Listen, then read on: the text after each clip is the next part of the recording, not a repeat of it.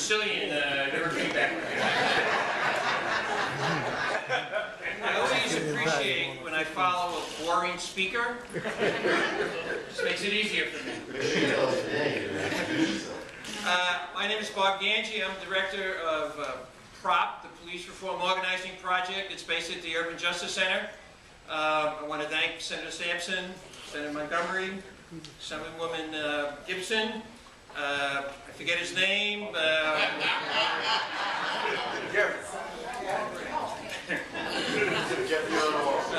Jeffrey on Aubrey.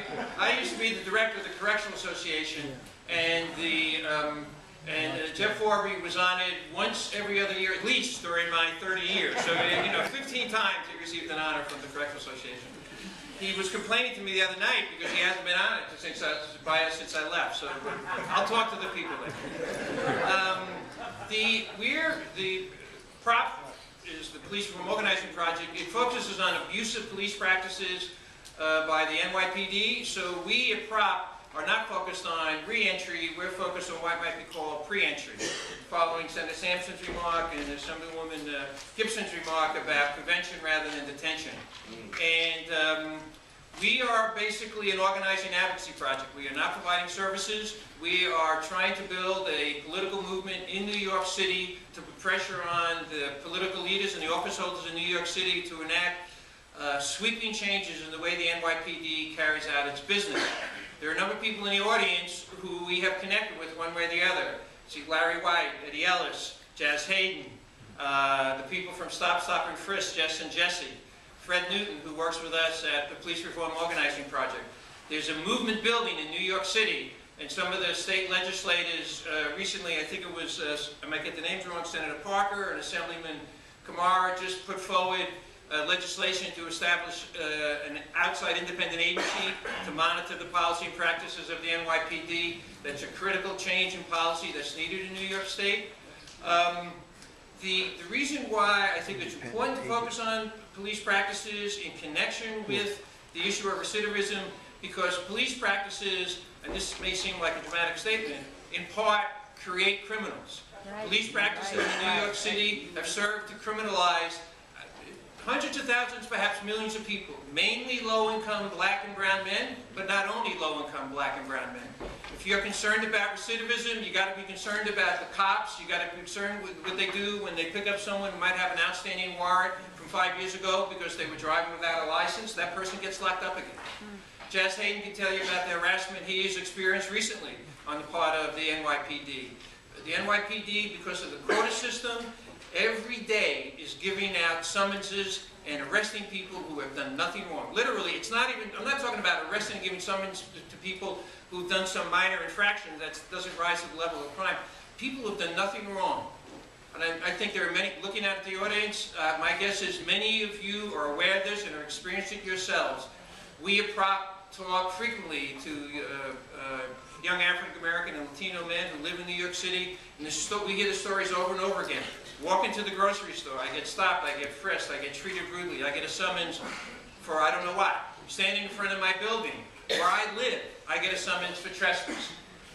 We hear stories about police officers telling young people after they give them a summons, look, I'm only giving this to you because of pressure from my superiors, because I got a quota system I have to meet. This is BS. You should fight it.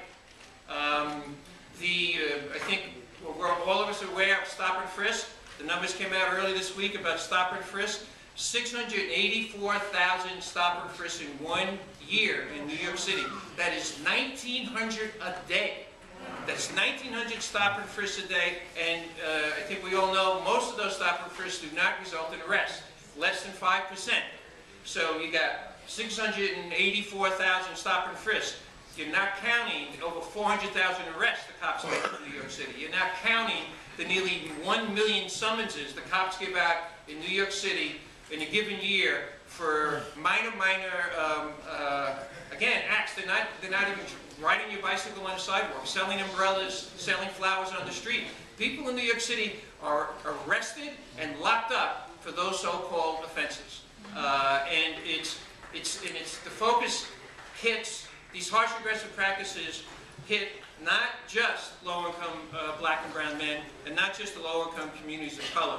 You talk to gay and trans people in New York City, and they will tell you about constant harassment, how they're set up in entrapment schemes, how they're touched inappropriately and spoken to rudely. Street vendors in New York City, thousands and thousands of arrests of street vendors in New York City for randomly enforced violations of the law. Sex workers who are arrested because they carry condoms. Sex workers at times forced to provide sex in return for release. Homeless people treated abusively, their property destroyed, they're handcuffed and arrested because they were sleeping on a park bench. These are abusive practices. They take place every day. And one final point, I probably already talked too long, and we all, I think in the audience, know this, there is a stark racial and class divide when it comes to these practices in New York City. Most white people do not experience them. Most well-to-do people do not experience them. So these practices also serve another disservice. In addition to criminalizing hundreds of thousands of people on a daily basis, they serve to divide our city and fragment our city. And New York City is a great, great metropolis, in part because of its diversity, and in part because there's so many different kinds of people, ages, colors, sexual preferences, and the practice of the police department serve to divide us. And what we're trying to do with PROP, and along with a lot of other organizations and people who I mentioned in the audience, to build a movement to change these policies and practices. Major focus on the election next year, the 2013 election, when we're going to be in New York City voting for new city council people, new borough presidents, and of course a new mayor. And our view is, as long as Bloomberg is mayor and Kelly is police commissioner, they're not going to be the kind of changes that are needed. So it's very important that we concentrate on the mayoral election to make sure any candidate for office takes a strong position on this issue about the steps they're going to take to stop and frisk, to abolish the quota system, and to create fair and just policing in New York City. And we have a meeting Wednesday, February 29th at the Urban Justice Center at 6:30. The flyers are up at the table. Thank you very much.